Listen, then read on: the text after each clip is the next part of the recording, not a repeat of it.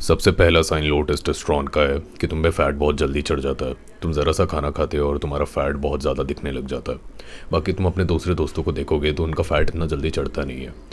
जिन लोगों का metabolism fast होता है ना, जनरली उनका टेस्टोस्टेरोन या तो नॉर्मल होता है या हाई होता है, and that is the sign कि तुम्हारा टेस्टोस्टेरोन लो है अगर तुम्हें जल्दी बहुत जल्दी फैट चढ़ जाता है। अब मुझे पर्सनली फ़ैट एक नॉर्मल लेवल पे चढ़ता है, लाइक मैं खाता हूँ तो वो ज़्यादा लगता नहीं है, एंड इट जनरली इज़ कि या तो मेरे स्टमक पे फैट जाएगा या फिर मेरे पैरों पे फैट जाएगा, बट जनरली वो शो नहीं होता है।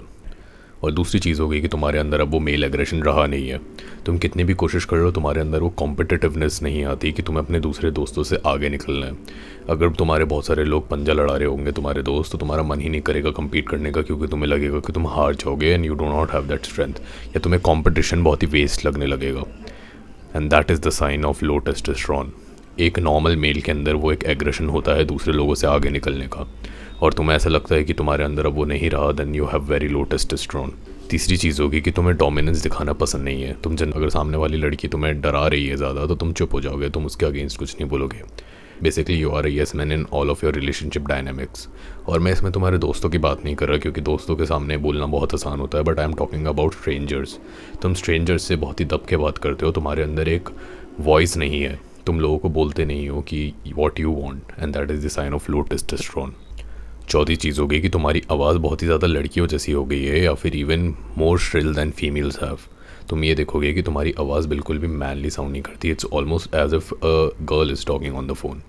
और अगर तुम्हें ऐसा लगता है, then you have very low testosterone and you need to fix it. Number one fix is तुम्हें अपना सनलाइट इनटेक बढ़ाना होगा, and not just walking in the sunlight, but तुम्हें कोई फिजिकल लेबर करना होगा इन द सनलाइट। एग्जाम्पल, अगर तुम कभी बाहर जा रहे हो उठने के बाद, तो तुम्हें पेड़ों पे चढ़ना होगा, या फिर तुम्हें थोड़ी बहुत रनिंग करनी पड़ेगी। When you are heating up in the sunlight, तुम्हारा टेस्टोस्टेरोन बहुत ज़्यादा बढ़ने लगता है, because your testosterone is directly link to your vitamin D. और अगर तुम्हारा विटामिन डी इनटेक बहुत ही कम होगा, देन तुम्हारा टेस्टोस्टेरोन प्रोड्यूस नहीं होगा बॉडी में।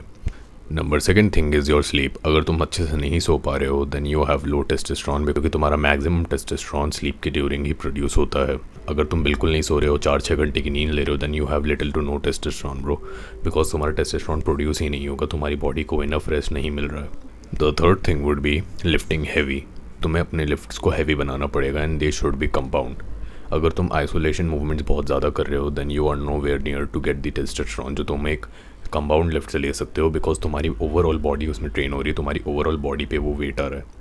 और अगर तुम ये नहीं कर रहे हो, तो तुम्हारा टेस्टोस्टेरोन नहीं बढ़ने वाला। You have to lift heavy to have high levels of testosterone. और तुम देखोगे जितने भी मेल्स के हाई टेस्टोस्टेरोन होते हैं, वो जनरली कंपाउंड लिफ्ट्स में बहुत हैवी जाते हैं, deadlifts, bench press, squats. और अगर तुम जिम नहीं जा रहे हो, then you are already doing the compound movements, those are pushups, pullups and all, right? So focus on the compound lifts instead of isolation movements. So yeah, these were the things that you need to do, and until then, bye.